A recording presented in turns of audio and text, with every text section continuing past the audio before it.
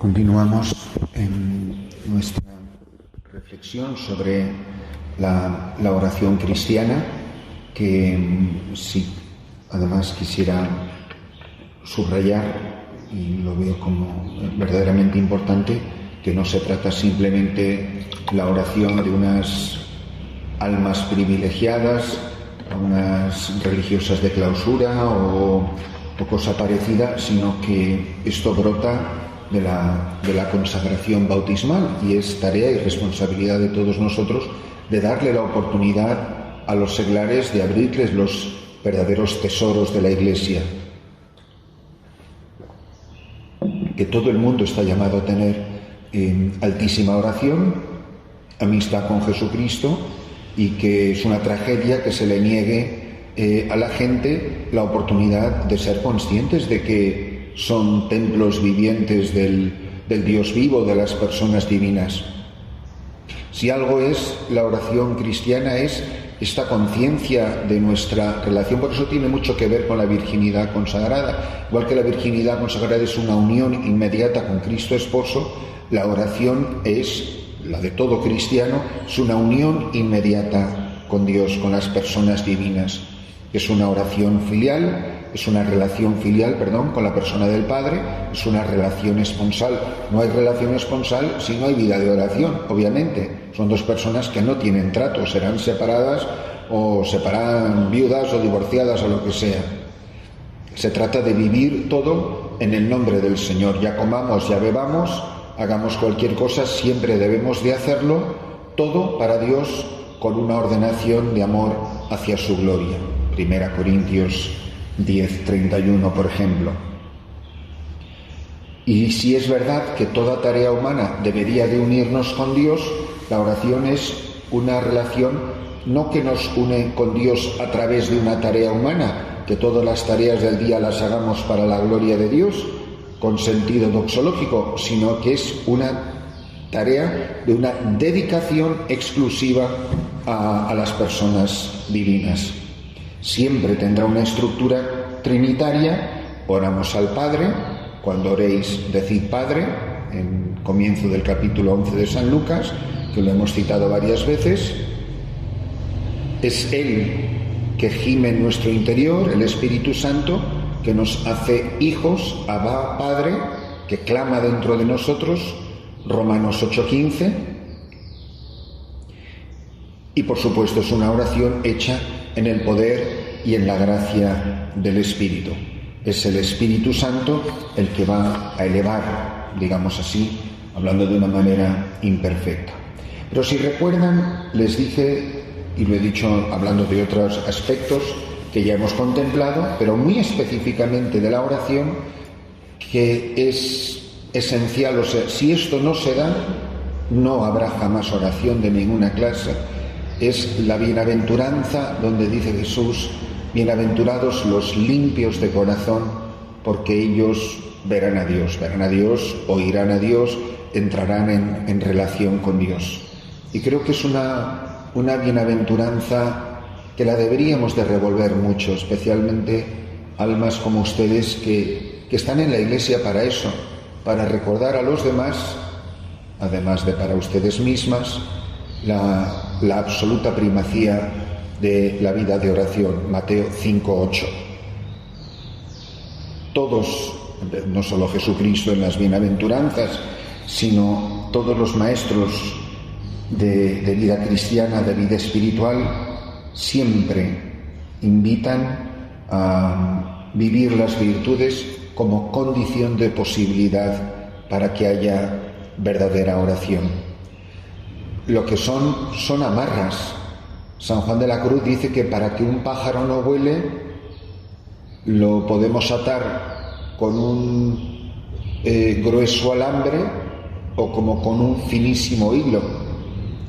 Pregunta él: ¿qué es más fácil, cortar el alambre o el hilo? Dirá, por supuesto, que es más fácil cortar el hilo, pero luego añade: pero en el fondo, ¿qué más da con lo que tú ates las alas de un pájaro? Si es alambre o si es hilo, mientras esté atado no va a volar.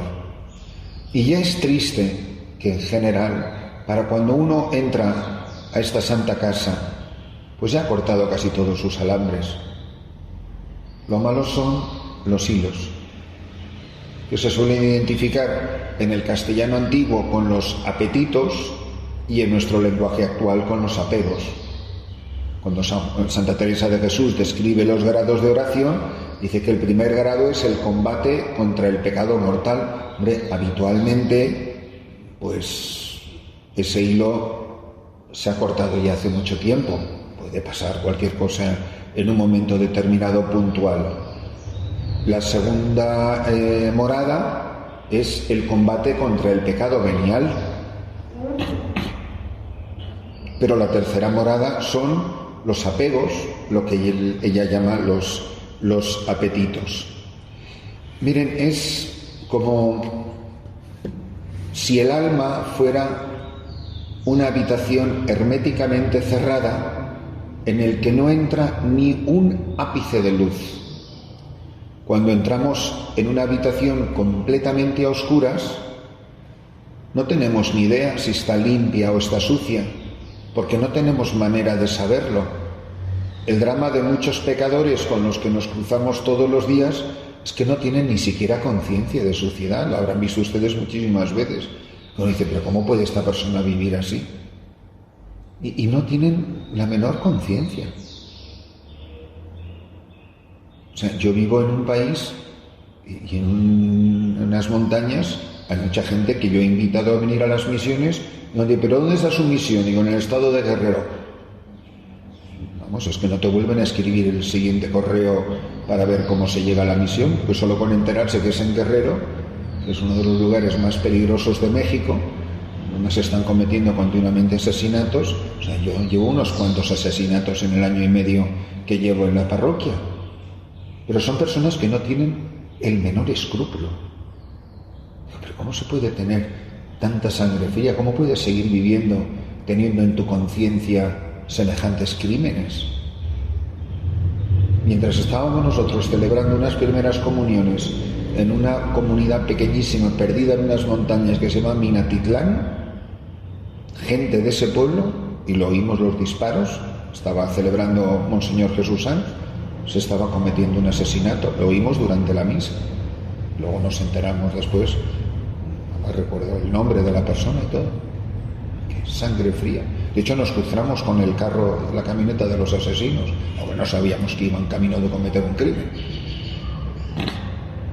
Entonces, ¿qué es lo que ocurre en el alma? Uno se acerca a la ventana y abre una rendija y entra un haz de luz. Y en el haz de luz ves flotar el polvo. Y la tentación es asumir que ese es el único polvo que hay en la habitación y te pones diligentemente a limpiarlo. Es lo que ves. Así es como ha venido la conversión de todos nosotros, de una manera o de otra. Pero abres un poco más la ventana, entra más luz y ves más suciedad. Lo único que has hecho ha sido dejar entrar la luz. A nosotros, hermanas, lo único que nos toca es dejar entrar la luz. Y hay mucha gente, que viene al monasterio, que vienen con buen deseo, que incluso se presentan como candidatos, pero no ven más. Entonces, no pretendas que una recién llegada vea lo que ves tú y que sepa lo que sabes tú. Pero la maravilla es que tú no tienes que limpiar la habitación. Tú lo único que tienes que hacer es dejar entrar la luz. Que entre la luz. Déjale abrir la ventana, que limpiar ya limpia él. Tú colabora con la obra de la gracia en la que tú vas viendo, según va entrando la luz en tu alma, para ir dejando, limpiando lo que estorba. No tienes que añadir nada. En este camino se avanza más quitando el polvo que poniendo. No tienes que poner nada. Poner lo pone la luz. Pero a nosotros nos toca este ejercicio de virtudes. A lo mejor alguna de ustedes ha pasado alguna temporada que no pisaba la iglesia los domingos. Y que bueno, uno empieza a cambiar y empieza a ir a misa los domingos. Pues yo me acuerdo de pequeño que cuando Nada más que decía, ¿otra vez es domingo? Es que me parecía que ir a misa era la penitencia de la semana cuando te llevaban de muchacho. No es obligatorio ir a misa todos los días, no lo manda la Madre Iglesia. Y estoy seguro que muchos de ustedes, que a lo mejor llegaron a pasar una temporada, que a lo mejor no iban mucho a misa ni los domingos, y de repente antes de entrar en el monasterio empezaron a ir a misa todos los días, ¿no? ¿Y eso cómo fue? Pues porque fue entrando la luz. Y esa es la maravilla, que lo que antes te parecía una penitencia, ahora no solamente no es una penitencia ir a misa los domingos, pero no se creen que para mucha gente no es un triunfo ir a misa todos los domingos. Y les cuesta, y he fallado esta semana y no sé cuántos. Y parece que esos 45 minutos de 7 días a la semana son como un triunfo conseguirlos. Y luego gente que le pasaba eso y que es capaz de ir normalmente, habitualmente, sin ningún esfuerzo. Lo que un poquito antes te costaba mucho esfuerzo, ¿os recuerdan la imagen de Santa Teresa para regar el huerto? Pues a cubos, pues hombre, es poca agua y mucho sacrificio. Dice, pues al final es la lluvia que cae del cielo, que es todo el agua del mundo y sin el menor esfuerzo. Entonces, hombre, que a una persona que entra en la vida espiritual, en la vida religiosa, pues llévala despacio, llévala poco a poco, pues porque tiene mucho hilo y alambre a lo mejor incluso que ir cortando. Lo que no es normal es, después de muchísimos años, estar así de la misma manera. Entonces, por eso el Señor puede cortar con muchísima facilidad. Una de las cosas que a mí me llama muchísimo la atención, la hermana se acordará de aquellos años de Nueva York, donde yo durante 5 años, del año 85 al año 90, solo me dediqué a retiros de fin de semana que venían al centro carismático, que hermanas, el mismo Padre Félix del Valle que vino un año me lo dijo, escuché pecados de los que a mí jamás me hablaron en mis 5 años de teología moral. Vamos, es que yo no sabía ni que era biológicamente posible. Un montonazo de años sin confesarse. Pero había retiros de primera etapa y de segunda etapa. Y me encontraba con gente en la segunda etapa que no hacía tanto tiempo que había hecho su primer retiro. De hecho, mucha gente dice, ¿se acuerda de mí? Oye, ¿y de todo eso que me contaste? Ah, no, eso ya nunca más. Me queda pensando, ¿cómo esa gente, en una sola confesión, de una vida entera sin confesarse, 30 años sin confesarse, en una confesión, no, ya nunca más? Y yo pienso en mis confesiones y es que parecen fotocopias la una de la semana anterior, de la otra. ¿Y cuál es la diferencia? Con toda la gracia de Dios que yo he recibido.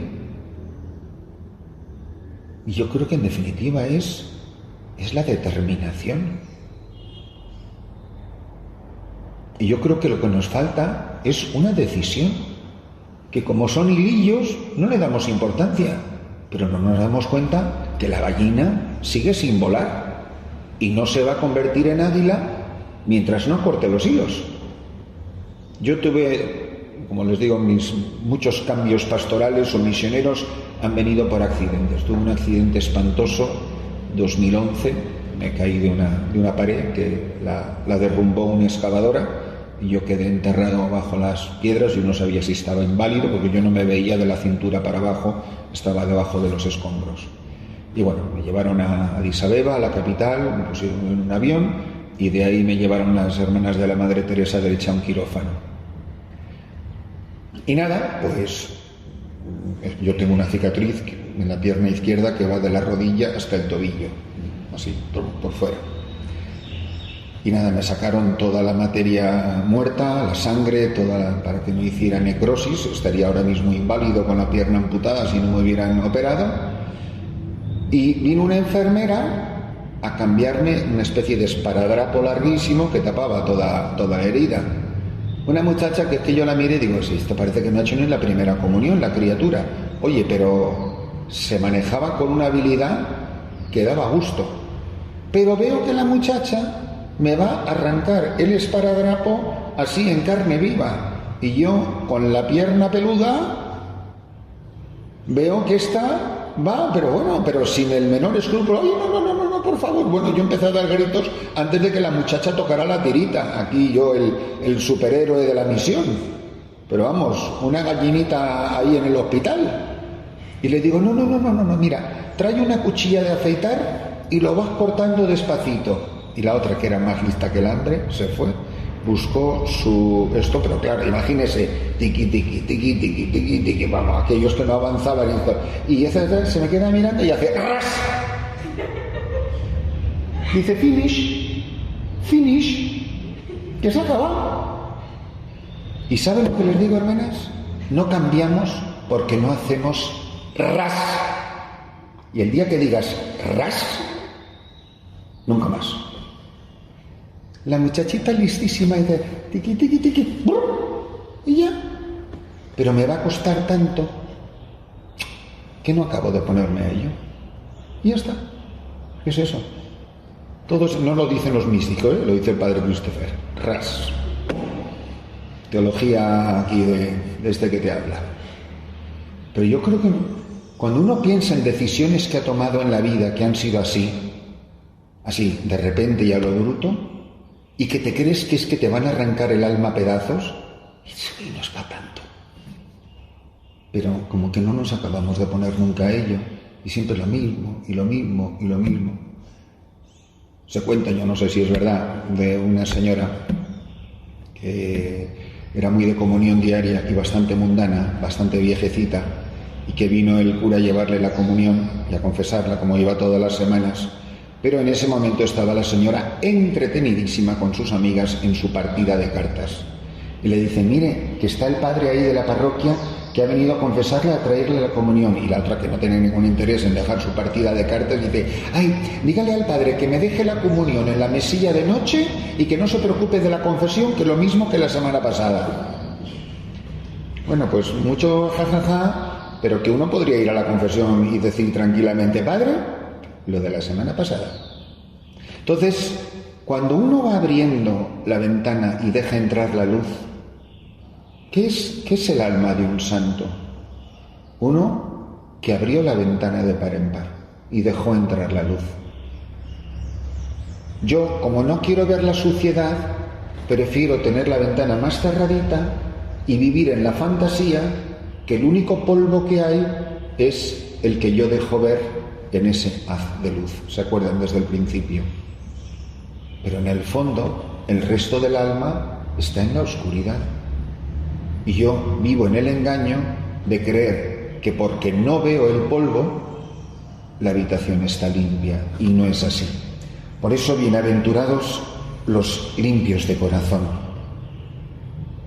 Es decir, el alma, su tendencia es elevarse a Dios como un globo de aire caliente si le cortan las amarras.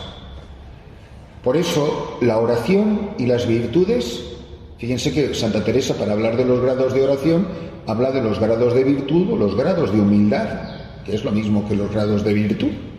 Crecen simultáneamente. Tengo de oración lo que tengo de las virtudes. Nunca habrá progreso en la oración mientras no seamos librados de pecados y apegos. Por eso, en la medida que vayamos creciendo en las virtudes, en el ejercicio de las virtudes, se irá adelante en el camino de la oración. Por eso ella da unas recetas muy sencillas.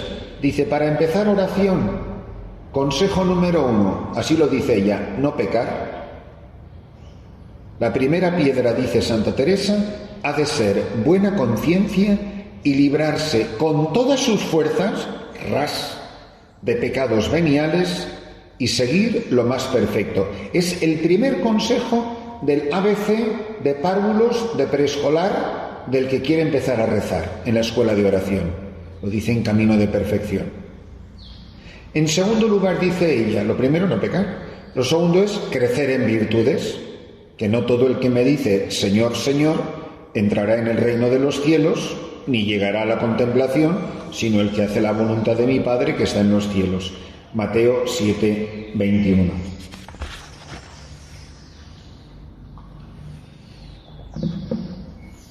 Es impresionante lo que dice en en las séptimas moradas, o sea, en la cumbre del matrimonio espiritual. Dice Santa Teresa: no pongáis vuestro fundamento solo en rezar y contemplar, porque si no procuráis virtudes y ejercicio de ellas, siempre os quedaréis enanas. Séptima morada. Pues es como si fuera el consejo de la séptima morada, es como si fuera el de la primera. Y en tercer lugar dice, curiosamente, el amor al prójimo. No pecar, procurar virtudes y el amor al prójimo. Que Dios rechaza la ofrenda de nuestra oración si no estamos en caridad con nuestro hermano. Mateo 5:23.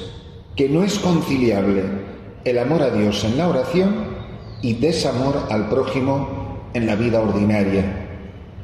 Que no puede salir de una misma fuente agua limpia y agua sucia, agua dulce y agua amarga. Lo dice ella en las Quintas Moradas. San Agustín dice: en vano me honras, te dice la cabeza desde el cielo, como si alguien pretendiera besarte la cabeza pisándote los pies. Me honras por arriba y me pisas por abajo, y es mayor el dolor por lo que pisas que la alegría por lo que honras. Yo pienso, por ejemplo, ustedes están aquí. Ustedes de verdad se quieren genuinamente, con todo su corazón, que darían la vida la una por la otra. Y segundo, ¿qué significan las gentes de su alrededor? Las quieren de verdad.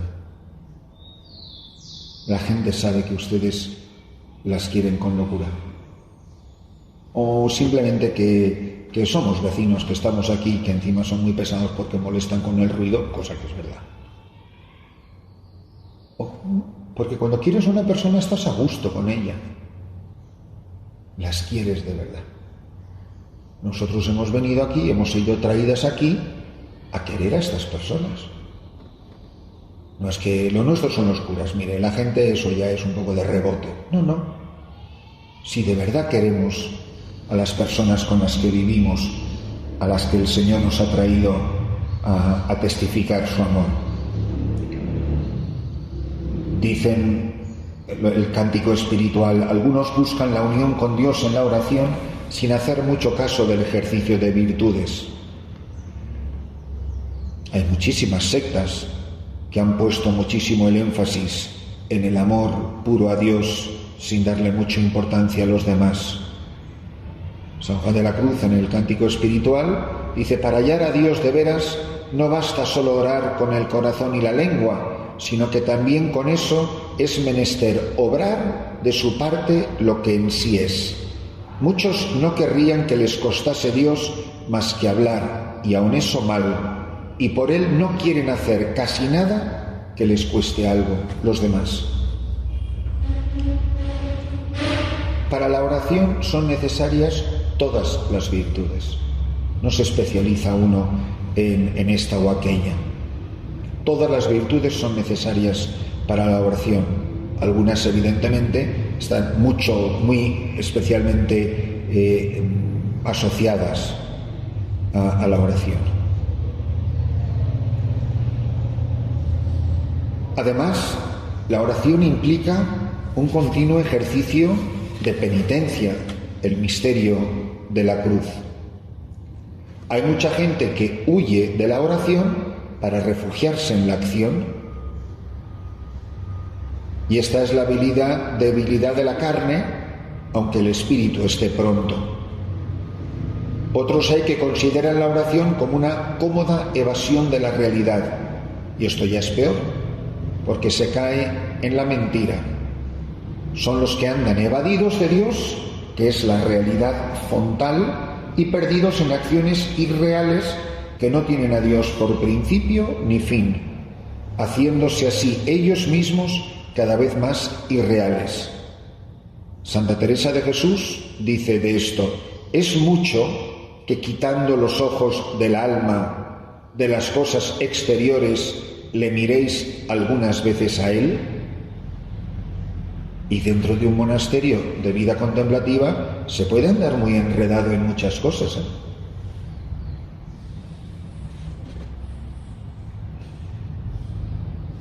Uno está donde están sus pensamientos, uno está donde está su imaginación, uno está donde está su corazón. Y uno puede estar aquí en el coro diciendo sus oraciones, pero con el corazón y la mente muy lejos de aquí. O distraído en muchas otras preocupaciones y distraído al final de lo esencial, de lo que de verdad importa. La oración también implica, hermanas, un fuerte fundamento teológico, la fe, la esperanza, la caridad. Si la oración es elevar el corazón a Dios, solamente la fe y la esperanza, la caridad, son las alas sobrenaturales que nos desapegan de la tierra, que nos levantan hacia el cielo. Evidentemente las alas de la fe, la esperanza y la caridad, en los comienzos, pues es mucho batir las alas como la gallina y poco despegarse del suelo. Pero poco a poco nos vamos haciendo más ágiles, somos menos pesados porque llevamos menos la carga de todo lo que nos ata a la tierra, y así se va creciendo en las virtudes teologales y en la vida de oración. Por eso el verdadero orante, dice la santa, es el hombre lúcido en la fe, que sabe ver en la oscuridad y ardiente en la caridad, que es cada vez más capaz de amar a Dios y a los hermanos. Además de las virtudes teologales, la humildad. En principio, recuerden, la humildad de lo que dijimos al principio esta mañana, de que yo no sé rezar. ¿Por qué? Porque la oración es el momento donde más uno experimenta su indigencia, su pobreza radical. ¿Por qué? Porque las obras exteriores, ¿qué tal la hermana fulana? Uy, es muy trabajadora. Bueno, todavía ser trabajador cansa, pero tiene una gran compensación. Y sin embargo, pues todavía hay, pues uno piensa que algo puede. Pero en la oración uno se da cuenta muy pronto que no puede nada, si no es por la ayuda del Espíritu de Dios. Por eso nada requiere y nada produce tanta humildad como querer crecer en la vida de oración. Toda actitud de altivez, de arrogancia, de autosuficiencia, de creerse mejor que la otra, etcétera, en la oración, es la mejor receta para el fracaso. Ahí es donde muere todo intento de oración. Pero la persona que respira a Dios, que vive en Dios, que se abandona a Él, mientras no se niegue a morir, siempre se estará evadiendo de la oración y hace que la oración sea imposible. Por eso, esta actitud de orar postrados, por ejemplo, dice con el pecho pegado, con el vientre pegado al suelo, como agua derramada, dicen los salmos, Salmo 43. La actitud del publicano humilde al fondo del templo, que se golpea el pecho reconociendo su indigencia, que no se atreve a levantar la mirada a Dios, Lucas 18:13. En la oración solo se encuentra con Dios quien humildemente se pone frente a Él reconociendo su propia indigencia y su propia pobreza.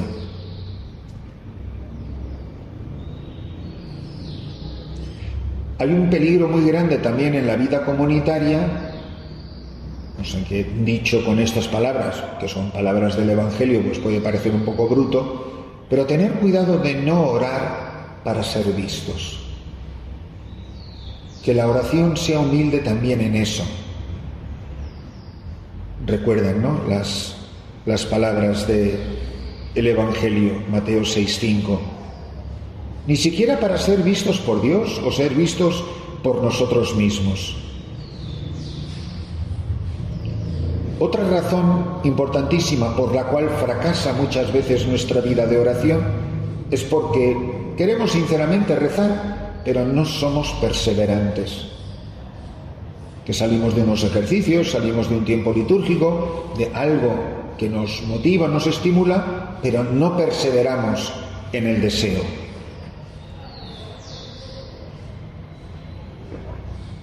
Salía en el Evangelio de estos días: si un amigo tuyo viene de noche, recuerdan, y te pide pan para una visita, él lo recordará, es preciso orar en todo tiempo y no desfallecer, pero no usen muchas palabras, no oren en las plazas públicas, no alarguen las filacterias,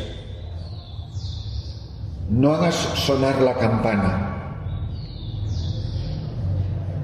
Y entonces la perseverancia humilde: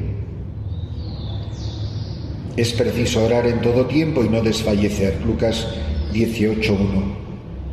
Se trata simplemente de estarse quieto, como las vírgenes prudentes con la lámpara encendida. Por eso el prójimo es tan importante, porque el prójimo, hermanas, es parte de ese aceite con el que tú, con la lámpara encendida, esperas al esposo.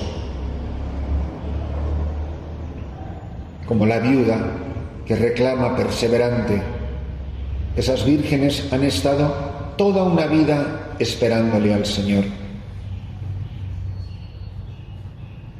¿Por qué decimos, y les he puesto ya este ejemplo, soy consciente de ello, por qué decimos al terminar la consagración del pan y el vino, decimos este es el sacramento de nuestra fe, y decimos todos Maránata? Yo de verdad experimento este deseo de verle. Me resulta frustrante la oración eucarística, que debe ser una sensación muy saludable. Que yo estoy harto de estar mirando un pedazo de pan. Que creeré en la fe, que es su cuerpo y que es su sangre, alma y divinidad, no faltaba más, pero yo lo que quiero es verlo. Eso es lo que relata San Juan de la Cruz cuando dice: rompe la tela de este dulce encuentro. ¿Cuál es la tela? La fe. Que esta vida se me hace insoportable, la espera.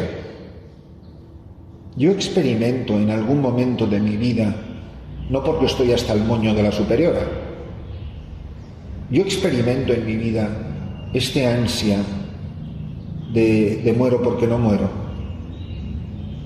O sea, a mí me ha dado un poquito de eso alguna vez. Por eso, cuando uno tiene en eso puesto su corazón, pues francamente, hermanas, estar aquí o estar en Huelva, pues es que ni frío ni calor, ¿sabe? Porque total, para esperar, da igual donde uno espere, ¿no? Si me da igual donde me mandes, si yo no quiero estar ni aquí ni allá, yo lo que estoy es esperando. Pero luego tenemos la sensación de que eso sí, como decimos todos reverentemente en la salve, a veces en latín y cantado, en este valle de lágrimas, pero maldita la gana que tenemos ninguno de irnos de este valle de lágrimas. Y de quite, que como en casita de uno no se está en ningún lado. Y en Maranatá, pero sí, con un poquito, chico. En cambio, la oración lo que da es este deseo, acrecienta este deseo, el deseo de estar preparado a tu venida. Y la pena que me da es que si vinieras ahora, yo no sé si estaría preparado. Yo de verdad estoy preparado si viniera hoy. Porque es una manera muy bonita de entender toda la historia de la salvación desde Adán y Eva, es que nacimos a la gracia con un traje nupcial el día de nuestro bautismo y nos hemos pasado la vida entera ensuciándolo y limpiándolo, ensuciándolo y limpiándolo, que es lo que hace la confesión, y derramó su sangre para la remisión de los pecados. Bueno, pues los que han bañado sus mantos en la sangre del Cordero. Yo tengo el alma ahora mismo como esa nueva Jerusalén que bajaba del cielo adornada para su esposo. Pues yo, la verdad, si fuera ahora, yo no sé si estoy preparado. Pues, no sé. A lo mejor es que sabes la fecha de cuándo va a venir y por eso no te estás dando tanta prisa, ¿no? Pero, hermanas, que no tenemos un contrato con la vida hasta los 93 años y 6 meses.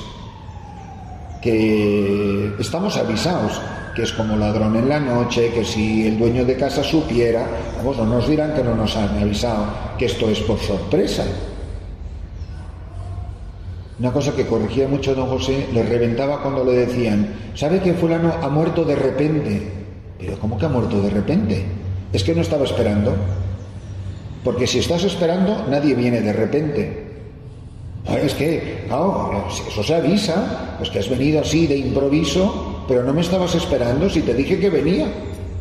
Y además te avisé muchas veces de que iba a venir de improviso. Entonces, si uno está preparado, ¿qué hacen ustedes aquí? Prepararse a la venida. Y de paso, les han dado una tarea que es rezar o entregarse, oblarse por los sacerdotes. Pero esa es la tarea mientras viene. ¿Qué hacéis mirando al cielo? Pónganse a trabajar, sí, pero hasta que venga. Pero que no vamos a estar aquí 300 años más. Entonces, lo que hace la oración es acrecentar la espera. Bien se dice, me parece que es precioso, que el Adviento es el tiempo de las almas contemplativas, es el tiempo de la Iglesia entera, evidentemente. Pero toda esta liturgia, hermanas, que la vamos a empezar dentro de nada, dentro de 5 o 6 semanas, es Maranatá, ven Señor Jesús, ¿no? Que vamos a celebrar ahora dentro de nada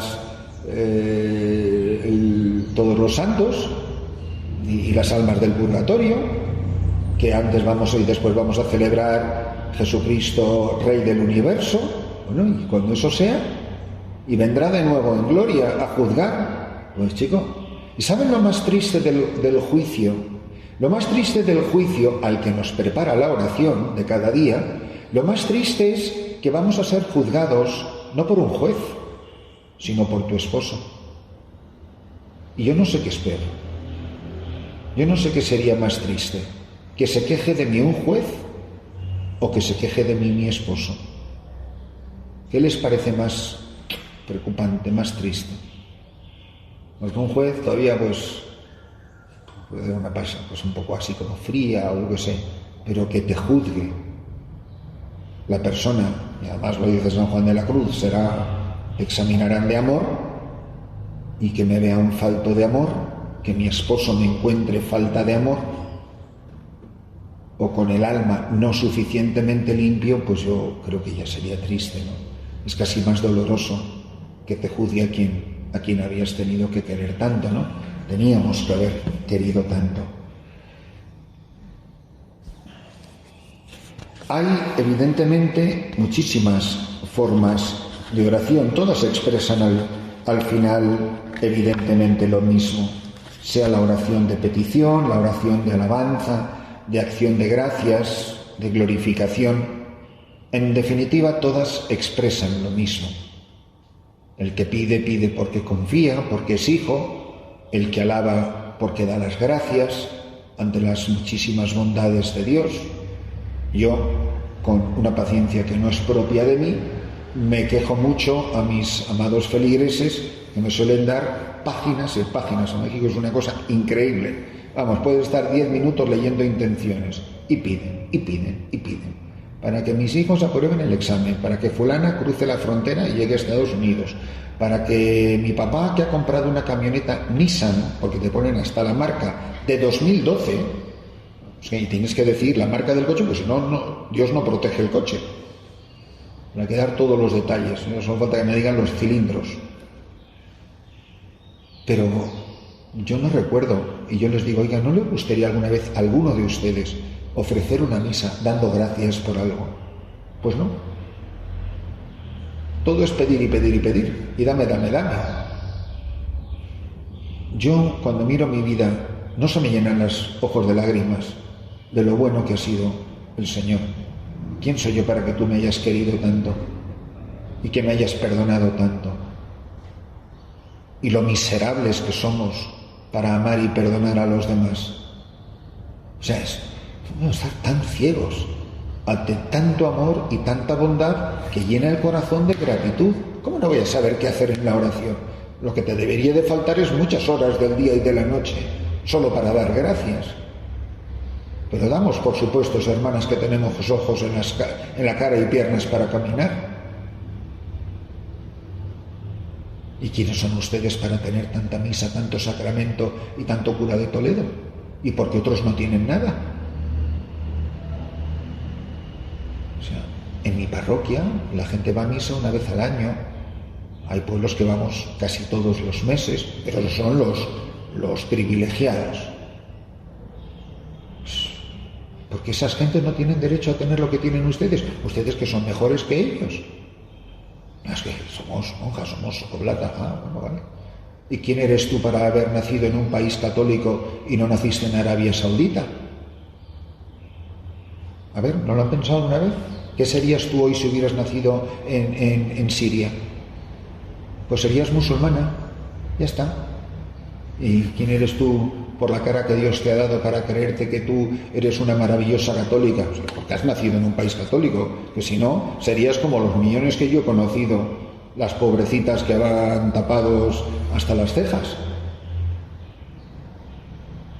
Y son la número 4 de las mujeres que tiene este viejo, que se ha casado conmigo porque ha pagado 3 camellos. A ver, o sea, pero tú, mona, ¿quién te has creído que eres cuando los perdonas? Pues mire, no lo había pensado. ¿Por qué hay millones y millones de personas que no tienen los sacramentos hoy? Bueno, hay una razón muy fácil de detectar, porque nadie quiere ir. Una de las grandes dones que Dios me ha dado es tener mucha mala leche. Y una de las cosas que siempre pregunto, normalmente con el señor obispo sentado en la primera fila de los 60, 70, 80 curas que están haciendo los ejercicios, le digo en la charla: señor obispo, lo bueno de dar ejercicios es que nadie te puede hablar de vuelta, claro. Señor obispo, ¿cuántos de sus sacerdotes han ido a su casa este año, toc, toc, toc, para decirle que se quieren ir de misioneros? Vamos, te miran ojipláticos. Porque nadie se quiere ir a las misiones. Que muchos los han tenido que mandar incluso aquí medio empujones, ¿eh? No se crean que no se entera uno de las cosas. Bueno, vete para un año. Bueno, ya lo van dejando luego 2 o 3 añitos más y luego ya... Pues eso. Cuando a mí me dice don Francisco, me acuerdo que fui a ver a don Francisco, el actual arzobispo de Toledo, y saliendo, antes de entrar yo, está saliendo de estar con él el padre Francisco Lunar, que está en Moyobamba, y yo estoy en México. Y cuando sale Fran, que yo no tengo ni idea, que a los 6 meses me lo van a mandar a mí, le digo: oye, ¿qué te ha dicho? Que me vuelva a Moyobamba, que aquí no hay nada que hacer. Pero ¿cómo puede haber tanto Toledo, tanto cura, donde no hay nada que hacer? ¡Tanto cura! O sea, en el Valle de la Jara, donde yo era párroco en mis buenos tiempos, había 720 almas. Ahora no quedan ni 200 personas. ¿Esas personas por qué tienen un cura? Porque se llama Toledo la diócesis. Pues yo no creo que tengan derecho a tener un cura de 200 personas, perdone usted. Cuando hay miles y miles y miles que no lo tienen, pero no se quieren ir de ahí porque están muy a gusto, se están muy bien. Y además puedo ir los domingos a ver a mi mamá por la tarde. Y como los misioneros no quieren a sus mamás, pues que se vayan a las misiones. Pero yo tengo que... El verdadero importante mandamiento para un cura, todos lo sabemos, es el tercer mandamiento, o el cuarto mandamiento. Pues yo creo que es muy importante que nos paremos a pensar estas cosas. Y todo esto, hermanas, gran discurso es para la palabra gracias. que es que se nos tenían que llenar los ojos de lágrimas dando gracias al buen Dios por tanta bondad, ¿no? Y así, o la oración de alabanza. Una de las cosas que más recuerdo con más cariño es ir a los grupos de oración carismática. Porque en un mes de enero,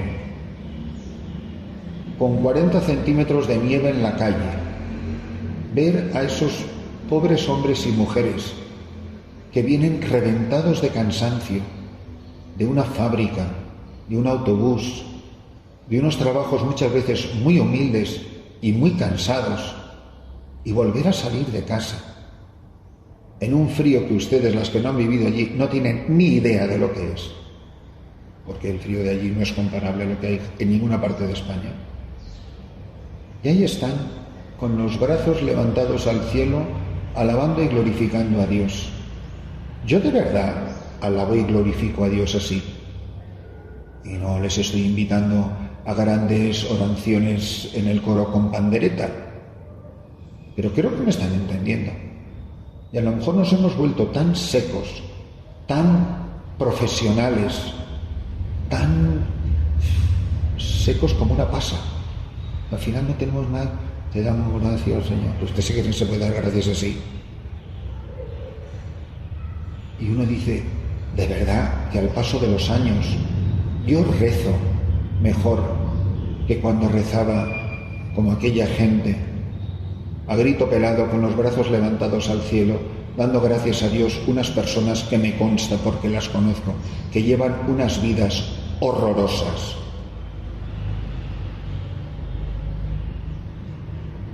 Es incomprensible que este monasterio, y yo no sé cómo es aquí dentro, o sea, no se le oigan los gritos de alabanza por todo el barrio. Que cuando uno tiene una alegría muy grande no se la suele aguantar mucho por dentro y que enseguida tiqui, tiqui, tiqui, tiqui. Porque uno no se aguanta las cosas cuando uno tiene una alegría de esas que te revienta el pecho. ¿Cómo soy yo hoy delante de Dios? Me he vuelto tan apachurrado, tan apagadito, tan no sé qué, que todo se convierte en una cosa tan mecánica. Tener muchísimo cuidado con esto, hermanos, porque la oración es lo más personal que hay. Es donde yo soy yo. Lo más hondo de mí es lo que expreso en mi oración. Es la verdad más verdadera de mí. Y yo veo que muchas veces en instituciones muy venerables, yo, como se comprenderán, no he estado jamás aquí, no las conozco cómo viven por dentro y nunca he dado ejercicios a oblatos, pero no tengo experiencia de nada, gracias a Dios, para poder decir estas cosas. Pero sí he estado en muchas comunidades muy institucionales, donde todo está muy cuadradito y que casi nos dicen hasta el volumen de lo que tenemos que vibrar y sentir. Pues no sé, ustedes piensen que el corazón humano es muy difícil ponerle freno, es muy difícil echar el ancla, es muy difícil amarrarlo, que no hay cosa más libre que el corazón humano. Ahora, no le pidan al corazón que sienta lo que no siente, que vibre con lo que no vibra. Pues que todo esto se exprese en nuestra oración, que tendrán unas oraciones más o menos, llamémosla, formales, y tendrán muchísimos ratos de oración de ustedes. Me imagino que siendo pocas, pues les tocarán más turnos de estar solas delante del sagrario, digo yo, ¿no? Oye, pues que se exprese el corazón, ¿qué paso está? Pero si no, es que acabamos pensando en las musarañas. Entonces yo creo que es importantísimo todas estas diferentes modalidades de oración. Creerme, por ejemplo, en la eficacia de mi oración de petición. Es imposible. Dice San Juan de la Cruz, el esposo jamás le niega un deseo a la esposa, nunca se olvida de la esposa cuando ella por él se aventura. El esposo jamás le niega un deseo a la esposa, jamás abandona a la esposa cuando ella por él se aventura. Y dice en otro lugar, Dios jamás pone un deseo en el corazón que no quiera cumplir. O sea, hay cosas que Dios no puede no querer en la oración de ustedes. Yo me creo de verdad que mi oración es infalible. Por ejemplo, en la petición, que Dios responde siempre a nuestras peticiones, sea como se la hemos pedido, sea donde se la hemos pedido, o sea de una manera que nosotros jamás entenderemos. Pero que Él nunca va a dejar de escuchar nuestra oración. Cuando dice San Juan de la Cruz que el sacerdote es el hombre que tiene experiencia, que Dios escucha sus oraciones, dígame que eso no se puede aplicar a una oblata.